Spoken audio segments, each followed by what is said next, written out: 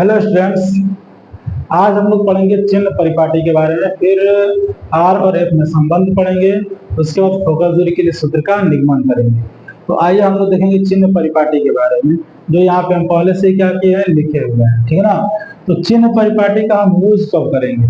देखिए, जब भी हम सवाल करेंगे फोकस दूरी के लिए करो, चाहे दर्पण या लेंस किसी के लिए भी करेंगे, तो वहां पे जो दिया गया फोकस, वक्रता, त्रिज्या, इसका मान हम किस में रखेंगे? प्लस में रखेंगे कि माइनस में रखेंगे? ये कहां से पता करेंगे? तो चिन्ह परिपाटी के द्वारा। तो आप लोग पढ़ेंगे निर्देशांक ज्यामिति में कि जैसे मान लीजिए कि ये आपका एक्स अक्ष है और ये क्या है, आपका वाई अक्ष है, और जहां ये दूसरे काटते हैं उसको हम क्या बोलते हैं? मूल बिंदु। अरे समझना, तो मूल बिंदु से जो दाएं साइड में दूरी होती है वो किस में लेते हैं हम लोग? प्लस में। बाएं साइड में जो दूरी लेते हैं वो हम लोग माइनस में लेते हैं। ऊपर जो दूरी लिया जाता है वो प्लस में, और नीचे जो दूरी लेते हैं वो किस में लेते हैं? माइनस में। तो ठीक यही वाला कंडीशन इसमें भी होता है। यहाँ पे हमने क्या बनाया? एक अवतल दर्पण जिसका ये ध्रुव है, फोकस है, और ये क्या है? केंद्र है।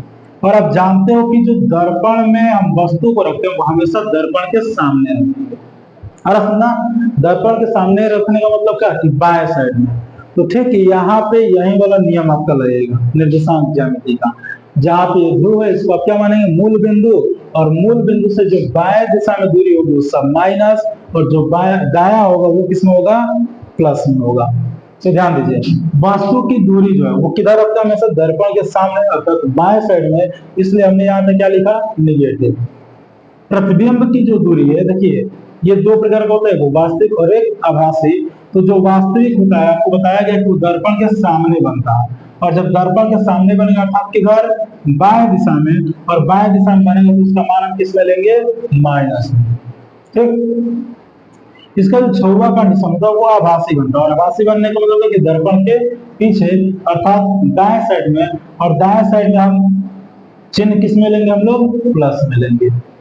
अब यहाँ पे आपको दिखाई दे रहा है कि वक्रता त्रिज्या बाएं साइड में, फोकस भी बाएं साइड में, इसलिए इन दोनों का जो मान होगा वो किस में होगा? माइनस में होगा। अरे सुनना, आइए उत्तल दर्पण के लिए देखते हैं। तो आपको पता है कि दर्पण के सामने वस्तु को हमेशा किधर रखते हैं? बाएं साइड में। तो इधर जब रखेंगे वस्तु को तो किस में होगा? माइनस में। और आपको इसका प्रतिबिंब बनाना बताए थे कि इसका जो प्रतिबिंब बनता है वो सदैव कैसा बनता है? आभासी बनेगा। और आभासी का मतलब क्या? कि दर्पण के पीछे बनेगा, और पीछे बनने का मतलब क्या? कि जो उसकी दूरी होगी किस में होगी? प्लस में होगी। अब यहाँ पे आपको दिखाई दे रहा है कि जो फोकस दूरी है और वक्रता त्रिज्या ये किधर है? दाएं साइड में, और दाएं साइड में तो इन दोनों का मान किस में लेंगे हम लोग? प्लस में लेंगे। अरे सुनना, थोड़ा इसको नोट कर लीजिएगा। चलिए अगले हम लोग पढ़ेंगे वक्रता त्रिज्या और फोकस दूरी में संबंध। चलिए यहाँ पे देखते हैं वक्रता त्रिज्या, और वक्रता त्रिज्या को दिखाते किससे? आर से। फोकस दूरी क्या चीज? एफ में संबंध। ठीक है, चलिए ध्यान दीजिए। क्या बनेंगे? अवतल दर्पण। ठीक है ना, जिसका ये हो गया आपका मुख्य अक्ष, ये हो गया ध्रुव, इसका ये हो गया वक्रता केंद्र, और ये हो गया क्या चीज? फोकस। अब हम क्या करेंगे कि इस दर्पण के सामने एक प्रकाश किरण क्या करेंगे? आपतित कराएंगे। चलिए मान लेते हैं कि एक प्रकाश किरण ए बी इस दर्पण पे क्या हो रहा है? आपतित हो रहा है। ठीक है ना। तो जब मुख्य अक्ष के समांतर आपतित कराते हैं तो आप पढ़े हो परावर्तन के पश्चात ये कहां से होकर निकलता है? फोकस से निकलेगा। अरे सुनना, तो अब समझिए, ये आपका हो गया क्या चीज? आपतित किरण। ये हो गया आपका क्या चीज? परावर्तित किरण। अब इसके बीच हमें क्या डालना है? अविलंब डालना है। तो वो अविलंब कहां से डालेंगे हम लोग? थोड़ा ध्यान दीजिए। आप लोग कक्षा 9 में पढ़ोगे वो प्रमेय। जैसे मान लीजिए कोई एक वृत्त है, और इसके केंद्र से हम वृत्त की परिधि जो दिया गया, इसके किसी भी बिंदु को हम मिलाते हैं तो यहाँ पे कितना अंश का कोण बनता है? 90 अंश का। ये आप लोग 9 में पढ़े होंगे। तो कहीं भी यदि हमें लंब डालना हो वृत्त के परिधि पर, तो हम वो कहां से खींचेंगे? केंद्र से। और इसका केंद्र कहाँ है? सी है, तो सी से हम क्या करेंगे, इसके बिंदु बी को मिलाएंगे। अर्थ में अब थोड़ा समझिएगा, ये आपका है आपतित किरण, ये क्या है अविलंब, इसके बीच बना कोण क्या हो गया आई। ये आपका है परावर्तित किरण, ये है अविलंब, जिसके बीच बना कोण क्या हो गया आई। ठीक है, अब अच्छे थोड़ा ध्यान देना है यहाँ पे कि ए बी जो है ये मुख्य अक्ष के क्या है समांतर है, और जब समांतर होगा और बी सी क्या है विपरीत रेखा है, तो ये वाला विकोण कितना होगा आई होगा, और किसकी वजह से, तुम बोल सकते हैं एकांतर कोण की वजह से। अर्थ ना, चलिए आगे देखते हैं। अब यहाँ पे त्रिभुज देखिए बी सी एफ, त्रिभुज देखा है ना, जब किसी त्रिभुज के दो कोण बराबर होते हैं तो उसके आमने सामने की भुजाएं भी क्या होती हैं समान होती है। अर्थ ना, तो यहाँ पे हम वही लिखेंगे, क्या लिखेंगे, त्रिभुज बी सी एफ में। ठीक है, अच्छा सबसे पहले माना क्या लिखेंगे, थोड़ा ध्यान दीजिएगा कि माना एक अवतल दर्पण जिसका ध्रुव P, फोकस से और वक्रता केंद्र C है। इस दर्पण के सामने मुख्य अक्ष के समांतर एक प्रकाश किरण AB को क्या किया जा रहा है, दर्पण पे आपतित कराया जाता है, जो परावर्तन के पश्चात फोकस से होकर क्या होती है, निकल जाती है। बस इतना ही क्या करना है आपको माना में लिखना है। अरे सुनो, देखिए माना में लिखते क्या है, जो आप फिगर बना रहे हो वही माना लिखना है। जैसे आप लोग पढ़े होंगे रचना वचना, तो रचना में आप क्या करते थे, पूरा फिगर बनाते थे और फिगर में आप क्या क्या किए पूरा वही लाइन वाइज लाइन क्या करते लिखते थे, तो उसी प्रकार इसमें भी करना है। अरे सुनना, तो चलिए आते हैं देखते हैं त्रिभुज BCF में, इसमें दिया गया है कि कोण I जो है वो कोण R के क्या है बराबर। अरे सुनना, और जब किसी भी त्रिभुज के दो कोण बराबर होते हैं तो उसके आमने सामने की भुजा भी क्या होता है बराबर होता है। तो यहाँ पे लिखेंगे, इसलिए देखिए आई के सामने की भुजा बता दीजिए क्या है BF, यहाँ पे लिखेंगे BF, और R के सामने की भुजा क्या है तो CF, ये हो गया यहाँ पे क्या चीज CF। अब एक चीज यहाँ पे थोड़ा मानेंगे हम क्या चीज कि जो दर्पण का द्वारक है, इस द्वारक को क्या मानेंगे छोटा मानेंगे। और थोड़ा इधर समझिएगा, जब दर्पण को द्वारक का जो दिया गया है इसको यदि हम छोटा माने तो छोटा मानने पे क्या होगा, B व P, जैसे समझिए मान लीजिए इतना बड़ा है B व P यहाँ पे है, यदि छोटा करें तो B और P ये दोनों बिंदु एक दूसरे के क्या होंगे निकट होंगे। अर्थ ना, जब दर्पण का द्वारक हम छोटा मानेंगे तो ये दोनों बिंदु एक दूसरे क्या होंगे निकट होंगे, और जब दो बिंदु एक दूसरे के निकट होते हैं तो इससे किसी तीसरे बिंदु की जो दूरी मापते हैं वो लगभग क्या होती है समान होती है।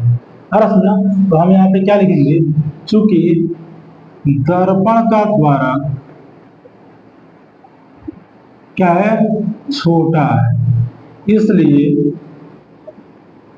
बिंदु P क्या होगा P के अत्यंत निकट होगा, और जब निकट होगा तो हम कह सकते हैं क्या चीज कि BF जो है वो PF के क्या होगा बराबर होगा। एक काम करते हैं, इसको इक्वेशन फर्स्ट और इसको इक्वेशन सेकंड मान लेते हैं। अब थोड़ा एक और दो को देखिए, लिखेंगे यहाँ पे समीकरण 1 व 2 से, तो 1 और 2 से क्या मिल रहा है, दोनों का बायां पक्ष बराबर, तो बायां पक्ष भी क्या होगा बराबर होगा, अर्थात हम लिख सकते हैं यहाँ पे PF is equal to CF। ठीक है ना, अब एक चीज थोड़ा ध्यान दीजिए, ये आपका क्या है C है, ये क्या है P है, और C से P की जो दूरी होती है वो क्या होती है वक्रता त्रिज्या, और बाएं दिशा में इसलिए हमने क्या लगा दिया माइनस, और यदि यहां से हम दूरी ले तो ये आपका क्या होगा माइनस का F। तो यदि हमें मान लीजिए PC का मान निकालना है, ठीक है ना, तो PC इज इक्वल टू हम क्या लिखेंगे बताइए, यदि PF और CF दोनों को हम जोड़ दें तो किसके बराबर होगा, PC के बराबर होगा। तो यहाँ पे हम लिखेंगे PF और प्लस CF, तो PC इज इक्वल टू यहाँ पे PF रहने दो। अब ये समझो CF जो है वो किसके बराबर PF के बराबर, तो इस CF के जगह पे हम क्या लिखेंगे PF लिखेंगे, तो PC इज इक्वल टू ये हो गया क्या 2PF, और यदि हम मान रखें तो PC का मान कितना -R, और यहाँ पे 2PF का मान कितना एफ, और यदि आगे बढ़ाया जाए तो ये हो गया माइनस आर, गुणा करेंगे तो क्या होगा माइनस का 2f, माइनस माइनस खत्म, आर बराबर 2f। यही आपका क्या है आर और एफ में संबंध। यानी हम कह क्या सकते हैं कि जो वक्रता त्रिज्या होती है वो फोकस दूरी के 2 गुने की क्या होती है बराबर होती है। चलिए नोट कर लीजिएगा इसको। अगले हेडिंग हम लोग देखेंगे यू भी एफ में संबंध। यू के बारे में आप लोग जान चुके हैं, यू क्या है वस्तु की दूरी, भी क्या है प्रतिबिंब की दूरी, और एफ क्या है फोकस दूरी। तो हम लिखेंगे क्या चीज यू भी एफ में संबंध, या फिर पेपर में ये भी दे सकता है कि फोकस दूरी के लिए किसी दर्पण के लिए क्या करिए सूत्र का निगमन करिए। अरे सुनना, तो यहाँ पे हम लिख रहे हैं क्या चीज यू भी एफ में संबंध, और इसको थोड़ा आप एम आई में कर लीजिएगा, मोस्ट इंपॉर्टेंट। समझिए सबसे पहले हम इसको क्या करेंगे फिगर समझेंगे। तो ये सबसे पहले हम यहाँ पे ले रहे हैं क्या चीज एक अवतल दर्पण, ठीक है, और ये इसका हो गया क्या चीज मुख्य अक्ष, यहाँ पे आपका ध्रुव, ये हो गया आपका सी, और सी पी के बीच में क्या है, और यहाँ पे हमने कोई एक वस्तु रख दिया क्या चीज बिंदु वस्तु O, ठीक है। अब हम क्या करेंगे कि इस बिंदु वस्तु से प्रकाश के किरण को आपतित कराएंगे, ठीक मान लीजिए आपतित हुआ, तो जैसे इस दर्पण पे पड़ेगा ये क्या होगा परावर्तन होगा, और मान लेते हैं परावर्तन के पश्चात ये बिंदु आई पर क्या हो गया आके मिलता है, जहां पर इस वस्तु का क्या बनता है प्रतिबिंब बनता है, ठीक है। यहाँ पे आप वस्तु माने हो तो वस्तु की दूरी किस में माइनस यू, और प्रतिबिंब की जो दूरी होगा वो क्या होगा माइनस का भी। सी से पी की जो दूरी होती है ये क्या होती है माइनस आर, ठीक है। अच्छा अब एक थोड़ा समझिए, यदि इसमें हमें अभिलंब डालना हो तो अभिलंब हम कहाँ से डालेंगे, अभी बताए हैं अभिलंब कहाँ से डालते हैं हम लोग केंद्र से। तो आप एक काम करो इसके केंद्र से यहाँ पे क्या कर दो अभिलंब डाल दो, ठीक है। और समझिए ये किरण क्या है आपतित है, ये किरण क्या है परावर्तित है, तो आपतित किरण और अभिलंब के बीच जो कोण बना है ये क्या होगा आई होगा, ये परावर्तित किरण और अभिलंब के बीच जो कोण बना है ये क्या होगा आर होगा, ठीक है। और ओ सी आई जो दिया गया है इसको हम मान लेते हैं कि मुख्य अक्ष के साथ अल्फा बीटा और गामा कोण बनाती है। अरे सुनना ये आपका क्या है फिगर है। माना में क्या लिखेंगे कि माना एक अवतल दर्पण जिसका ध्रुव P, फोकस F व वक्रता केंद्र C है, ठीक है। दर्पण के सामने U दूरी पर एक बिंदु वस्तु O है जिसका प्रतिबिंब ध्रुव से V दूरी पर बिंदु I पर बनता है। बिंदु O, C व I मुख्य अक्ष के साथ अल्फा बीटा और गामा कोण बनाती है, ठीक है। इतना आपको क्या करना है माना में लिखना है। अच्छा एक चीज और करते हैं, जहां से ये परावर्तक हुआ है इसको आप मान लो बिंदु क्या चीज M, ठीक है। तो आप एक त्रिभुज के बारे में पढ़ेंगे वहां पे 22 कोण के बारे में, मान लीजिए कोई त्रिभुज है और इसकी एक भुजा को हमने क्या कर दिया बढ़ा दिया, तो ये जो बाहर कोण बना हुआ है इसको बोलते हैं हम लोग क्या चीज बहिष्कोण, ठीक है। और ये बहिष्कोण होता किसके बराबर है, तो पास वाले को छोड़ करके बाकी दोनों कोणों के योग के क्या होता है बराबर होता है। तो यही नियम हम लगाएंगे इसमें भी। चलिए आइए देखते हैं। देखिए सबसे पहले हम कौन सा त्रिभुज लेंगे तो एम ओ सी, इसमें जो बीटा दिया गया है क्या है बहिष्कोण है, थोड़ा सा ध्यान दीजिएगा। लिखेंगे त्रिभुज एम ओ सी में, ठीक है। समझिए फिगर कैसे दिया गया है, ऐसे दिया गया है, ये है आपका यहाँ पे एम है, यहाँ पे ओ है, यहाँ पे सी है, और यहाँ पे आपका निकला है क्या चीज बीटा, यहाँ पे क्या चीज अल्फा, यहाँ पे आपका आई। तो बीटा किसके बराबर हो जाएगा बताइए, तो बीटा इज इक्वल टू हो गया अल्फा प्लस आई, और यदि यहां से यदि हम आई का मान निकाल ले तो आई इज इक्वल टू क्या होगा तो बीटा माइनस अल्फा, और इसको इक्वेशन क्या मानेंगे हम लोग फर्स्ट। अब इसी प्रकार थोड़ा देखिए इसको थोड़ा सा आगे बढ़ाया गया तो एम से एक और यहाँ पे है जो बिंदु आई है, और यहाँ पे दिया गया क्या चीज गामा। तो अब ये गामा किसके बराबर बीटा, और यहाँ पे दिया गया क्या चीज आर, तो बीटा प्लस आर के बराबर होगा। तो यहाँ पे लिखेंगे त्रिभुज कौन सा, एम सी आई है, ठीक है। यहाँ पे लिखेंगे एम सी आई में क्या होगा, gamma is equal to beta plus r. और यदि यहाँ से r का हम मान निकाले तो बीटा को आप इधर भेजोगे, तो r बराबर क्या होगा, गामा माइनस बीटा, और इसको इक्वेशन क्या मान लीजिए, सेकंड मान लीजिए, ठीक है। अब आप पढ़े परावर्तन का नियम। तो परावर्तन के नियम में क्या होता है कि I और R ये दोनों आपस में क्या होते हैं, बराबर होते हैं। तो यहाँ पे लिखेंगे हम लोग परावर्तन के नियम से, परावर्तन के नियम से क्या होता है, कोण I इज इक्वल टू कोण R। I का मान दिया गया है बीटा माइनस अल्फा, R का मान दिया गया है गामा माइनस बीटा। बीटा को एक साइड में कर लीजिए, माइनस में इधर आएगा तो क्या होगा, प्लस हो जाएगा, और अल्फा को उधर करेंगे तो ये भी माइनस में, तो ये भी किसमें होगा, प्लस में। तो बताइए बीटा बीटा 2 बीटा, ये हो गया अल्फा प्लस गामा, ठीक है। अब इन सभी कोणों का हम क्या करेंगे, मान रखेंगे। थोड़ा सा ध्यान दीजिएगा, आप एक फार्मूला पढ़ेंगे, इसको इक्वेशन मान लीजिएगा थर्ड। आप एक फार्मूला पढ़े होंगे कि कोण बराबर चाप बटा में त्रिज्या, ठीक है। तो इसी फार्मूला से हम क्या करेंगे, अल्फा बीटा और गामा का मान निकालेंगे। चलिए पहले निकालेंगे हम किसके बारे में, अल्फा। तो अल्फा इज इक्वल टू क्या होगा बताइए, ये अल्फा का कोण है और किनके किनके बीच बना है, तो ओ एम और ओ पी। तो ये आपकी हो गई क्या चीज, त्रिज्या, और ये हो गया क्या चीज, चाप। तो चाप यहाँ पे हो गया क्या चीज, एम पी, और बटा में त्रिज्या हो गया क्या चीज, ओ पी। तो ये हो गया एम पी, और ओ पी का मान बताइए, ओ से पी की दूरी कितना, माइनस का यू। अब किसका मान निकालेंगे हम लोग, बीटा का।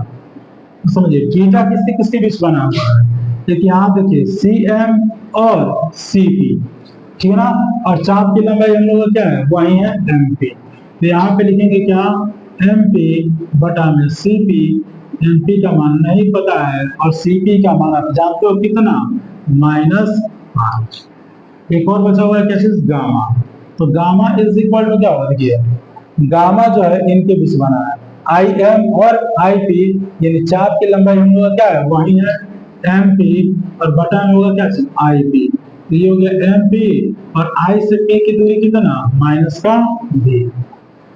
अब इस अल्फा बीटा और गामा का मान हम क्या करेंगे, इस समीकरण 3 में रखेंगे। आइए रखते हैं, लेकिन क्या चीज, अल्फा बीटा और गामा का मान किसमें, समीकरण 3 में रखने पर। आइए रखते हैं, तो 2 यहाँ पे दिया गया है बीटा, और बीटा का मान कितना, तो एम पी बटा माइनस आर। फिर क्या है अल्फा, और अल्फा का मान आप निकालो कितना, एम पी बटा माइनस यू। गामा, गामा का मान है एम पी बटा में माइनस का भी। अब देखिए सब में M P M P M P, सब एम पी क्या हो जाएगा, खत्म। माइनस माइनस माइनस, सब इसमें से माइनस हम कॉमन ले ले तो माइनस माइनस क्या हो जाएगा, खत्म हो जाएगा। ये बचेगा 2 बाई आर, और ये 1 बाई यू प्लस 1 बाई भी। और चूंकि आप पढ़े हो क्या चीज कि r इज इक्वल टू 2 है, तो यहाँ पे आप f रख सकते हैं r की जगह पे, तो क्या होगा 2f, और ये हो गया 1 by u plus 1 by b। तो ये 2 से 2 क्या हो गया, खत्म। ये हो गया 1 by f is equal to 1 by u plus 1 by b। और यही आपको क्या है, फोकस दूरी का सूत्र है। तो यहाँ पे लिख सकते हैं, यही दर्पण के लिए फोकस दूरी का क्या है, सूत्र है। नोट कर लीजिएगा। अगले हेडिंग हम देखेंगे रेखीय आवर्धन के बारे में, या इसी को बोला जाता है आवर्धन क्षमता। तो यहाँ पे हेडिंग देंगे हम लोग क्या चीज, रेखीय आवर्धन, या इसी को बोलते हैं क्या चीज, आवर्धन क्षमता। समझिए इसको हम दिखाते किससे हैं, एम से, और एम बराबर होता क्या है, तो आई अपान ओ। अब यहाँ पे आई और ओ क्या है समझिएगा, आई को कहते हैं हम लोग क्या चीज, प्रतिबिंब की लंबाई, प्रतिबिंब की लंबाई। और ओ क्या होता है, तो ये होता है वस्तु की लंबाई। अब इसी के आधार पे क्या बनेगा इसका परिभाषा।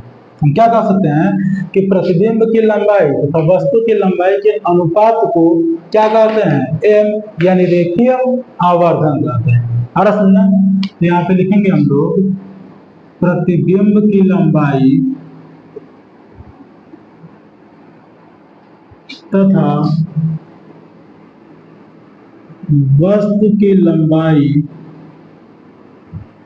के अनुपात को रेखीय आवर्धन कहते हैं। इसे m से प्रदर्शित करते हैं। और m बराबर क्या होता है, तो I बटा O यानी प्रतिबिंब की लंबाई बटा में वस्तु की लंबाई, ठीक है ना। अब यहाँ पे देखेंगे हम लोग तीन कंडीशन m के बारे में। तो यहाँ पे नोट में आप लोग लिखेंगे पहला जो कंडीशन है, यदि m इज ग्रेटर देन 1, यानी कि जो आवर्धन है इसका मान हम एक से क्या करते हैं, बड़ा कर दे। तो जब एक से बड़ा करेंगे तो इसका मतलब क्या, ये संबंध बताता है किसमें, प्रतिबिंब की लंबाई और वस्तु की लंबाई में। और क्या संबंध बताता है कि कौन बड़ा है और कौन छोटा है। आ समझना, तो यदि हम m का मान एक से बड़ा मान ले, ठीक है ना, तो समझिए m का फार्मूला आप लोग पढ़ो, I बटा O इज ग्रेटर देन किसके हो जाएगा, 1 के होगा। आ रहा समझना। और यदि इस O को हम उधर भेजें तो I इज ग्रेटर देन क्या होगा, O होगा। इसका मतलब क्या कि इस स्थिति में प्रतिबिंब की जो लंबाई है, प्रतिबिंब की जो लंबाई ये बड़ा होगा किससे, तो वस्तु की लंबाई से, ठीक है। चलिए आइए दूसरा कंडीशन देखते हैं। यदि m का मान हम एक के क्या करते हैं, बराबर करते हैं, ठीक है। तो जब एक के बराबर होगा तो फिर यहाँ m का फार्मूला रख लो, I बटा O बराबर 1। O को आप उधर भेजोगे तो I बराबर O। इस कंडीशन में क्या हो रहा है, दोनों बराबर। तो यहाँ पे लिखेंगे प्रतिबिंब की लंबाई ये बराबर होगा किसके, तो वस्तु की लंबाई के, ठीक है। अब एक तीसरा कंडीशन, तीसरा कंडीशन क्या होगा कि यदि m इज लेस देन क्या चीज, 1 हो तो। अब लेस होगा, चलिए I का मान रखते हैं, तो I बटा O इज लेस देन क्या 1, और O को हम उधर भेज दें तो I इज लेस देन क्या हो जाएगा 2। इस स्थिति में क्या हुआ कि जो प्रतिबिंब की लंबाई है वो वस्तु की लंबाई से क्या होगी, छोटी होगी, ठीक है, नोट कर लीजिएगा। अगले हेडिंग देखेंगे रेखीय आवर्धन के सूत्र का निगमन, यानी कि जो अभी हम रेखीय आवर्धन पढ़े हैं उसके सूत्र का निगमन करेंगे। तो हेडिंग दीजिएगा रेखीय आवर्धन के सूत्र का निगमन। चलिए सबसे पहले इसका फिगर देखेंगे, फिगर समझिए।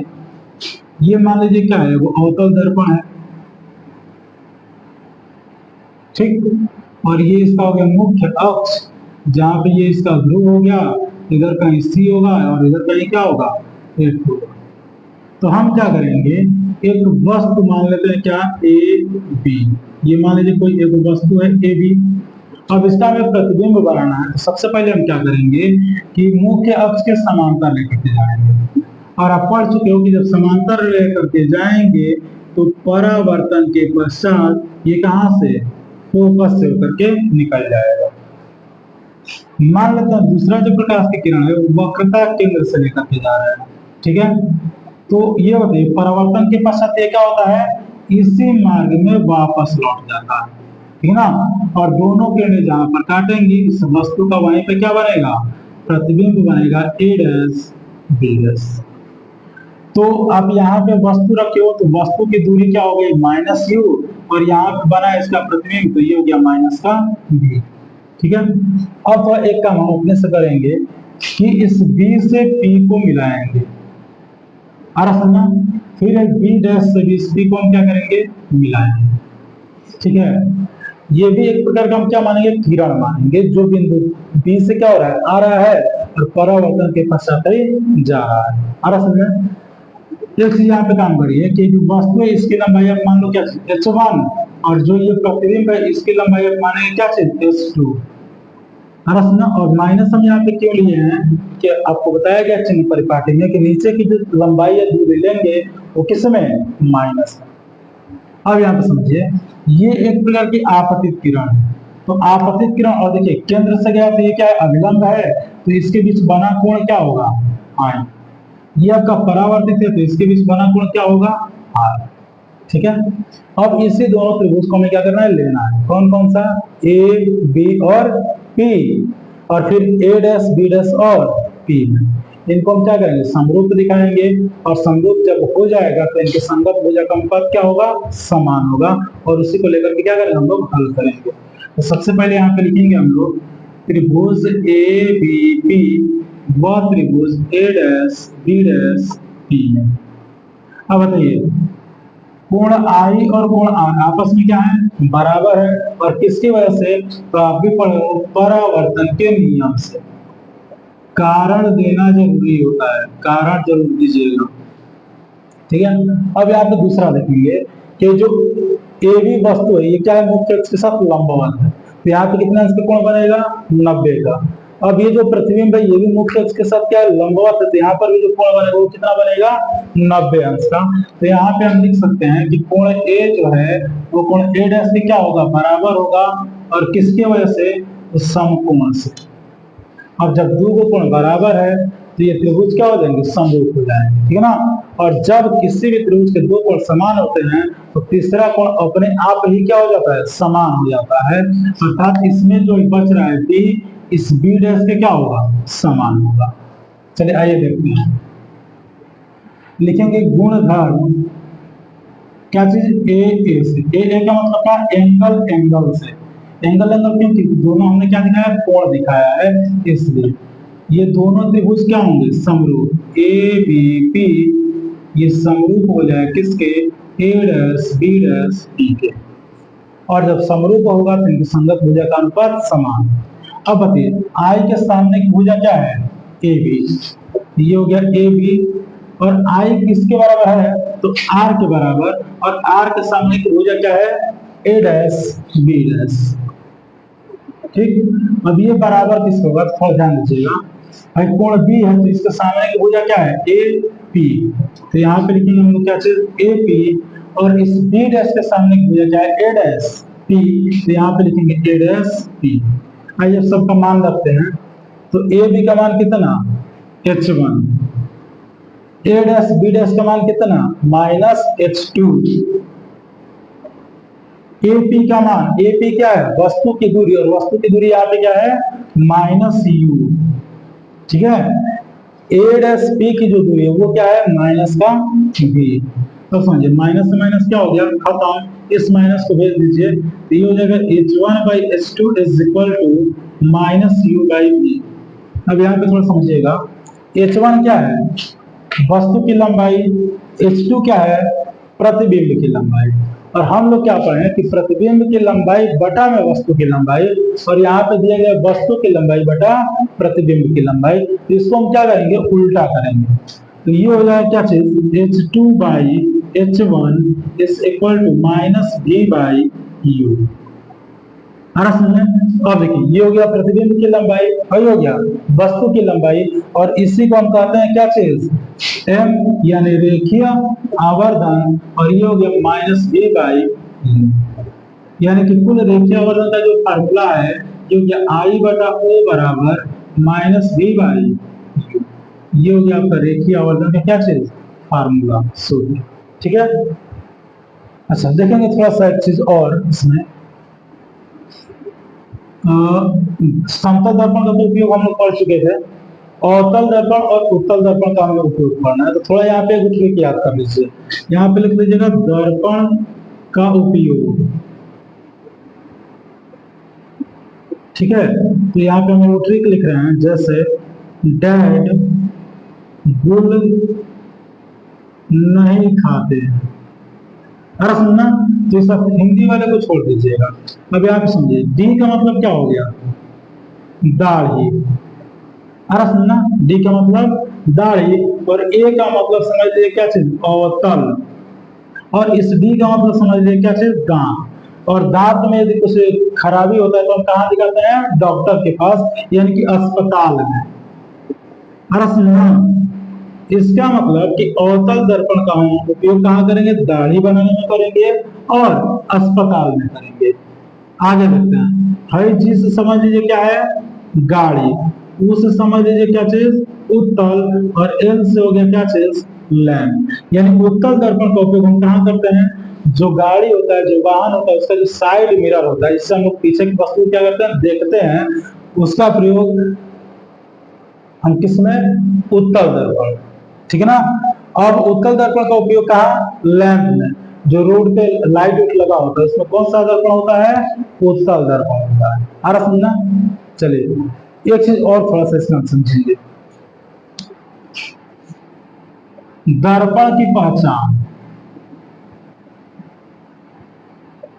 दर्पण की पहचान ये दो प्रकार से होता है। पहला कैसे, एक तो होता है स्पर्श करके, और दूसरा होता है प्रतिबिंब देखकर। प्रतिबिंब देखकर, अब कैसे स्पर्श करके, तो समझिए, यदि तीनों दर्पण हम यहाँ पे बना रहे हैं, ये कौन सा दर्पण है, समतल है। ये कौन सा दर्पण है, अवतल है। और ये कौन सा है, उत्तल है। तो हम क्या करेंगे, वो स्केल या पैमाना कुछ ले लेंगे, और उस स्केल पे समझ लीजिए मार्कर ही है, तो इसको हम क्या करेंगे, इस दर्पण पे रखेंगे। तो समझिए, जब इस दर्पण पे हम रख रहे हैं तो आपको देखने को ये मिल रहा है कि ये जो मार्कर है, इस दर्पण के पूरे भाग को क्या कर रहा है, स्पर्श कर रहा है। अर्थ यानी कि प्रत्येक बिंदु पे क्या कर रहा है, स्पर्श कर रहा है। तो जब प्रत्येक बिंदु पे स्पर्श करेगा तो वो होगा कौन सा दर्पण, समतल दर्पण। तो ये हो गया स्पर्श करके। और यदि यही मार्कर को हम रखें उत्तल अवतल दर्पण के सामने, तो आप खुद देख सकते हैं इसको कितने जगह पे स्पर्श करेगा, बताइए। एक यहाँ ऊपर कर रहा है, एक नीचे कर रहा है, अर्थात दो स्थान पे स्पर्श कर रहा है। तो जब कोई दर्पण किसी स्केल, किसी पैमाने को दो स्थानों पे स्पर्श करेगा तो वो कौन सा दर्पण, अवतल दर्पण होगा। चलिए इसके सामने रखिए, इसके सामने कितने स्थान पर स्पर्श करेगा, केवल और केवल एक स्थान पर स्पर्श करेगा। अरे समझना, तो ये हो गया स्पर्श करके। अब प्रतिबिंब देखिए कैसे, तो समतल दर्पण में जो भी प्रतिबिंब बनता है वो क्या बनता है, आभासी बनता है, वस्तु के बराबर बनता है। तो जब आभासी और वस्तु के बराबर बनेगा तो वो हो जाएगा कौन सा दर्पण, समतल दर्पण। अब इसमें देखिए, इसमें आपका बनता है वास्तविक प्रतिबिंब, तो ऐसे ही पहचान लेंगे कि जब वास्तविक प्रतिबिंब बनेगा तो कौन सा दर्पण, अवतल दर्पण। इसमें भी आपका बनता है केवल आभासी, और आभासी के साथ क्या बनता है, वस्तु से छोटा बनता है। इसमें भी आभासी बनता है लेकिन इसमें क्या बनता है, वस्तु के बराबर। और इसमें आभासी बनता है लेकिन वस्तु से छोटा बनता है। तो इस प्रकार हम क्या कर सकते हैं, प्रतिबिंब देख करके भी हम दर्पण को पहचान सकते हैं। ठीक है, तो इस प्रकार से ये पूरा लेसन आप लोग क्या हो गया, खत्म हो गया। कल से हम लोग पढ़ेंगे प्रकाश का अपवर्तन। ठीक है, नोट कर लीजिएगा इसको।